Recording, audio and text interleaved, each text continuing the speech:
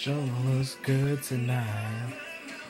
Mama, mama, mama, mama, mama, mama.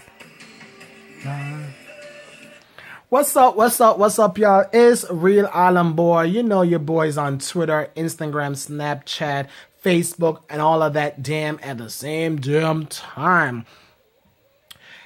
Oh my God, when I tell you that the new edition biopic, the new edition movie, whatever y'all want to call it, on BET, that was a 3-part series. The new edition story.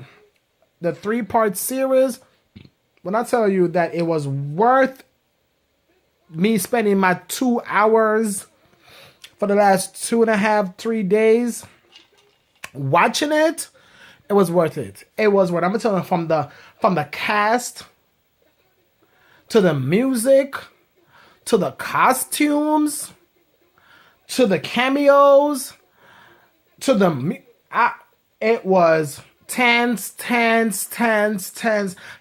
across the motherfucking board. Yes, I got my cocktail. So, Bobby Brown, Johnny Gill, Mike Bivins, Ronnie DeVoe, Ricky Bell, and Ralph Tresvant. Sorry if I'm messing up your last name. They all signed off on this project. They all co-produced the story, and also it was their music legends doing the music, from Baby Kenneth Edmonds to Terry James, all them people. It was a big production of BET. I'm telling you. Yes, it may be competing with the TGIT over there at ABC, but I'm sure it held its good ratings with the viewers tonight. This new edition story, or new edition biopic, the new edition, whatever you want to call it, done A1 class. If you want to do a biopic, this is how y'all need to do it, and y'all need to do it when the people are alive. We don't want a biopic when somebody is damn dead. And Whitney, Anna Nicole, who else? Prince. We don't do the damn biopic when people are alive, so they can see that y'all all are honoring them for their work they have done in entertainment while they are alive. So, I'm telling you, the cast was superb, on point. They did the age of them growing up from when they did Candy Girl, Telephone Man, the years of them when they were very young and just getting out of Boston, and mark you, I know a few here and there songs of New Edition and BBD and Johnny Gill and a few others, but I didn't know so many songs and the history behind New Edition. This show opened my eyes tonight to a lot of stuff. When I say a lot of stuff, I mean from that the uncle of Ronnie DeVoe was he initially said was gonna manage the group. He gave them their name. He was the manager. Then the parents of the members fired him. It was initially for them, and they thought that they need to add one more person. One more person was added, was Ronnie, and then after Ronnie was added, then they were having problems with Bobby Brown and stuff, so they added Johnny Gill. So it became like 6 members, but it was like on and off 5 members. Bobby was doing his thing and acting up. Then Johnny Gill was there, but initially it was 4 members: Bobby, Mike, Ricky, and Ralph. Then they added Ronnie, because Ronnie was actually the nephew of the can't remember the name of the manager dude, but sorry, I can't remember his name. He started with the S girl, then he came down with a low cut. Anyway, I can't remember his name because he was the manager / choreographer of the group, the dudes, when they just started from they were like kids. all the way up in there in Boston. And then when the parents were not seeing any money coming from these kids singing and performing and winning talent contests and traveling and doing sold out shows, they fired him.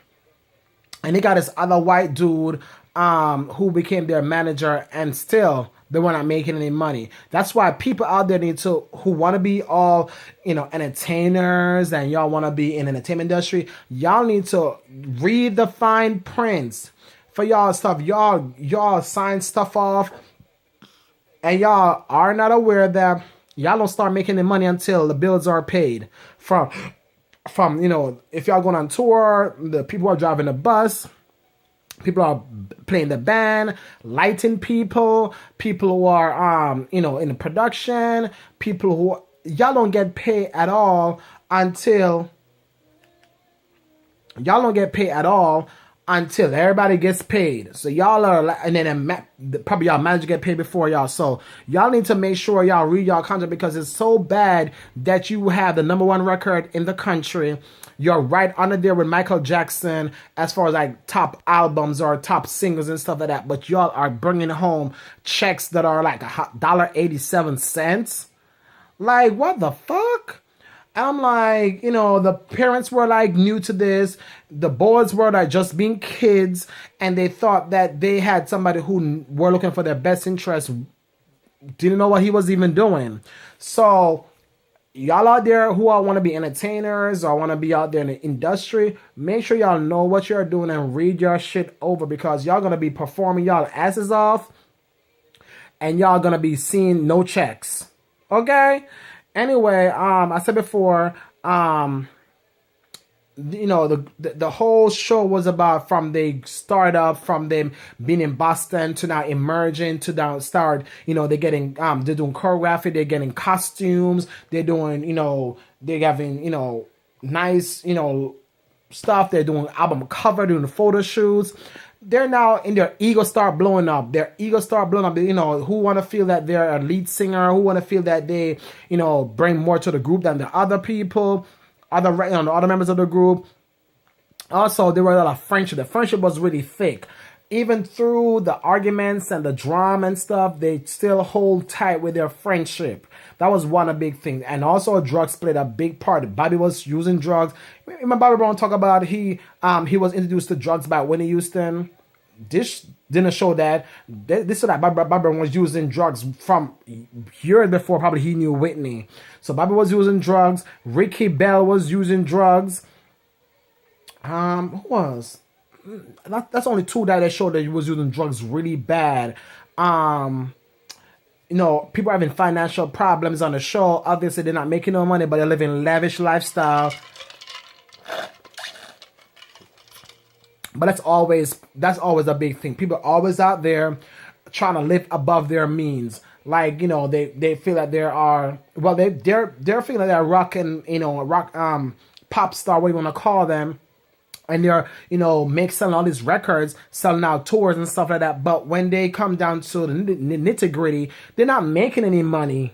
They're not making any money, meaning they don't have no money in the bank. They don't have any, nothing to whatever. But, I say I also come down to Paul struggle. Who was want to be, I'm the lead, or, I was part of the first people who joined the group. It's my group. The power struggle began. And it was so much record label drama. I'm telling you, for the first time they had a record label contract, to people out there who want to see them break apart and do solo projects, to them sticking together, to them still sticking together but not making any money, to them getting signed to MCA record label. And Tank, the singer Tank, was in there as a as the CEO, I don't know if it was CEO or president of MCA Records. He seemed like he was seemed like he had vested interest in the group, not initially, because he was like, who are these boys, and they have no upbringing and stuff like that. But when they start bringing in him, gold plaques and stuff like that for sale and stuff like that, he was all for them, but he wasn't for them initially. The president of MCA Records, the management they went through was I don't know. It was terrible. They had terrible management, and that's happened when you're so young and you don't know nothing about the business, and you have people that are representing you who you think are gonna have your best interest at heart. They don't have your best interest at heart. They're in it for themselves. And if you don't know what you're doing and don't have good lawyers and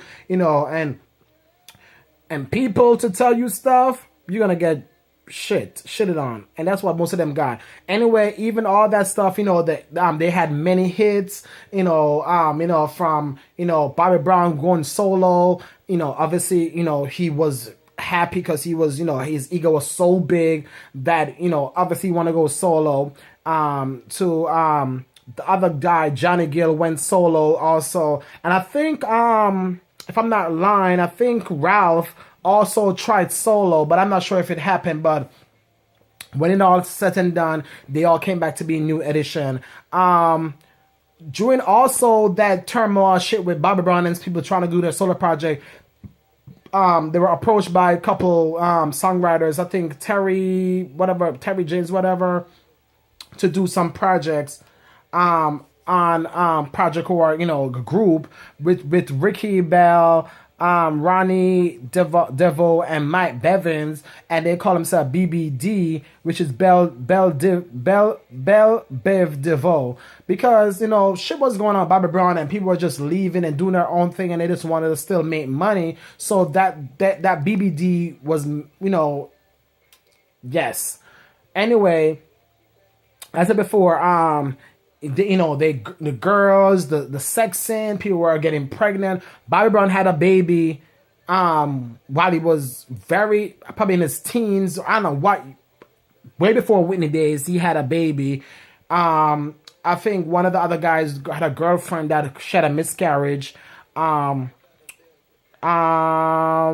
was really not, we also seen the days back when they were on Video Soul. That was one of the one of the big music video shows, when we had BET and MTV had all them video shows where they were playing music videos and doing interviews. Video Soul was one of the big shows back then on TV. They also performed at the BET 25 years anniversary show. They were the it group, and I'm liking the fact that it seems, based on what I was watching, that Michael Bevins was, I don't know if he was one of the guys who gave Boyz II Men their start. Based on what I saw tonight, they were going back to the tour bus, and same way they were approached by people. They were approached they approached somebody they didn't know because they wanted to get some shine. They were like, "Hey sir, do you mind hearing me sing?" And Michael Bevins was about to go in the bus, and he stopped and heard these dudes sing. And because you remember back in the days when we were trying to get a record label, we did the same thing. We went out to the alleyway of some club or bar or whatever, and we sang for the manager who gave them their shine. So he was like, you know what, let me hear y'all out. He heard them out, and after they finished singing, I think it starts singing "Can You Stop the Rain?" After they finished singing that song, he was like, you know what? What's y'all name? And he was like, we call ourselves Boyz II Men. And he laughed, but he gave them his number to keep in touch and get in touch with him when he's going to be in California. So I think Michael Bevins gave Boyz II Men their start. Also, we saw a couple of other people on the show tonight. Al B. Sure was on the, was a part of the whole, when you do shows at arenas or theaters and stuff like that, you have headliners and you have people who open the shows and stuff like that. So Al B. Sure was a part of them days where Boyz II Men and New Edition was out, and so it was good to see that tonight also. Yes, we saw that Bobby Brown got arrested for driving all crazy and having. Bobby Brown was getting in trouble from back in the days. He had a big ego. He always think of himself higher than everybody else, and still probably does. What else I want to talk about? That's it. I want to talk about it. I'm telling you, this biopic really opened my eyes about a lot of the stuff that I did not know about New Edition. I knew their songs here and there, but when I say I never knew a lot about the back end of the stuff. The dramas going on with Bobby Brown. Wanna take over the group. He wants to, act like a B. His ego was so big. He thought that he was the group and never want to give anybody else any shine.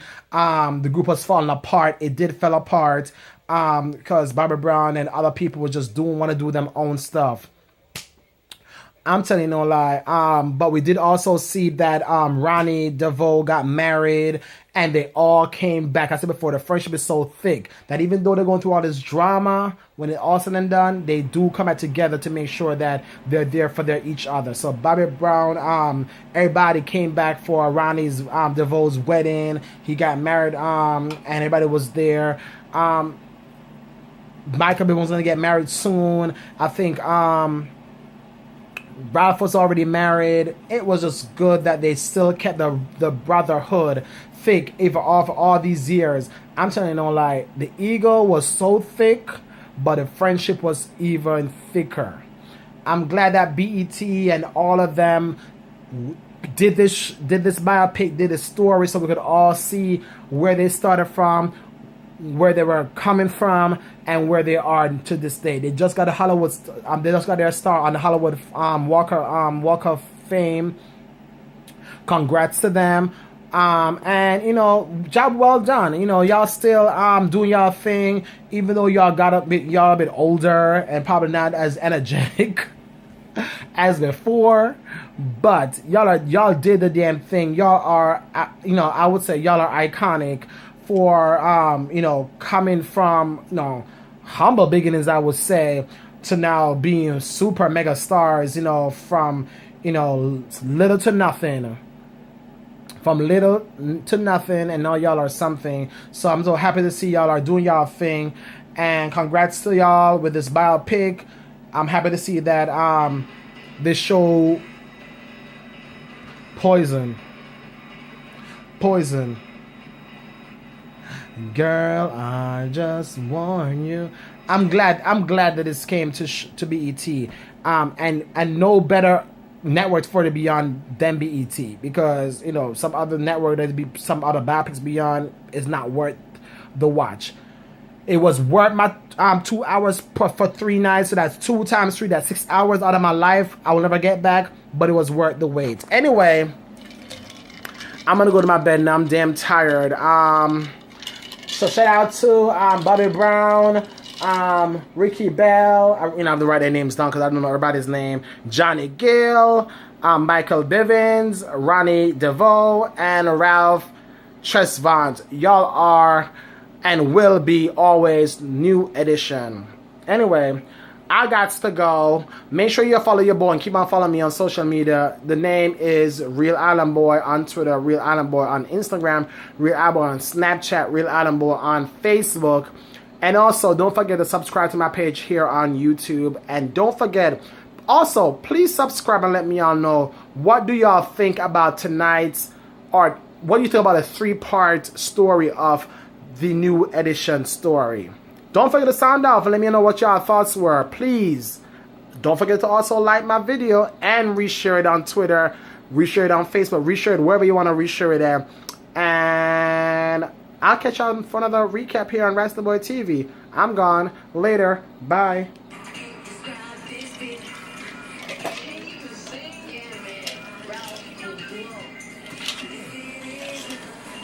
Why do I? Why do I?